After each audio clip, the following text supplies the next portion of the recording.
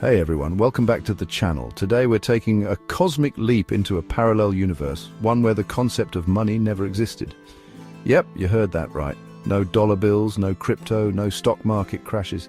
Ooh, it sounds like a mind-bending thought experiment, right? After all, our world revolves around money. It's how we buy groceries, fuel our spaceships. Well, not yet, but you get the idea, and even measure success. Though some might argue that's a debate for another time. But stick with me, because things are about to get really interesting. We're diving deep into the fascinating possibilities of how societies might function without this ubiquitous tool we call money. So buckle up, space cadets. It's time to explore the unknown. Let's start with a system so old, it probably predates the dinosaurs bartering. In this scenario, you'd swap your goods or services directly for something you need. Have some extra fish you caught, trade them for a new spear or some pottery. Sounds simple, right? Well, not so fast. Imagine trying to find someone who not only has what you need, but also wants what you're offering. Economists call this the double coincidence of wants. And how do you determine value?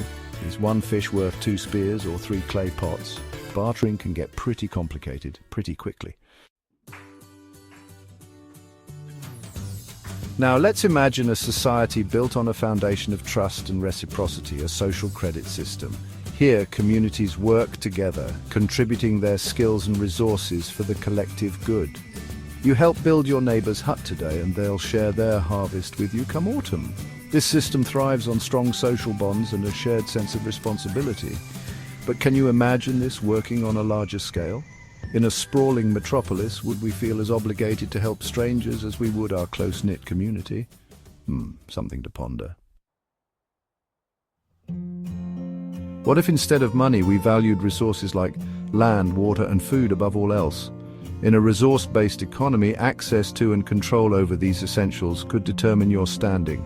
Think of it like a giant complex system of shared ownership, or perhaps a more hierarchical structure where resources are carefully allocated. This model raises some intriguing questions.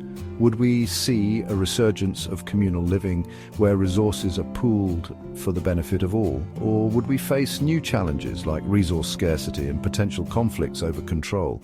It's a fascinating thought experiment.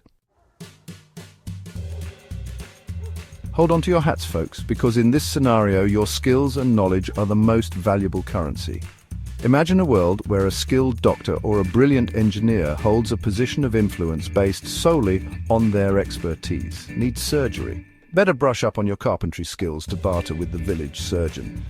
This system might incentivize lifelong learning and specialization, but it could also create a rigid social hierarchy where those lacking in demand skills might find themselves at a disadvantage.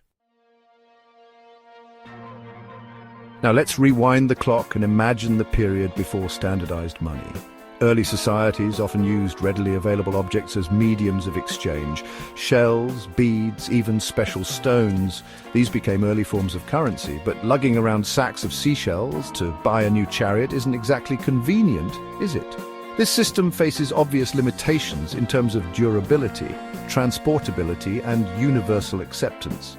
It highlights the challenges inherent in establishing a stable and efficient means of trade without a standardized system.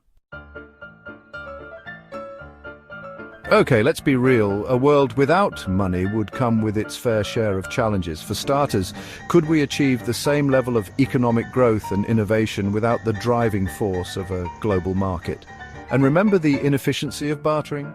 Imagine trying to coordinate complex transactions or international trade solely through direct exchange. It makes your head spin, right? Plus, without a financial system in place, how do we ensure fair distribution of resources and prevent social inequality? These are critical questions to consider. But before we get too caught up in the potential downsides, let's not overlook the potential benefits of a moneyless society. Imagine a world where communities are closer knit, bound by shared purpose and mutual support, rather than individual financial gain. Could we see a resurgence of craftsmanship, creativity, and a focus on sustainable living without the relentless pursuit of profit? Would we prioritize people and the planet over possessions? It's a utopian vision, perhaps, but one worth considering.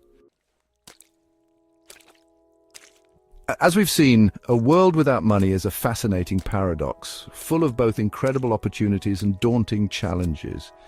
While our current monetary system has undoubtedly shaped the course of human civilization, it's also given rise to some, shall we say, less than desirable consequences. Perhaps it's time to re-evaluate our relationship with money and explore alternative models that prioritize community, sustainability, and well-being. Could we thrive without money?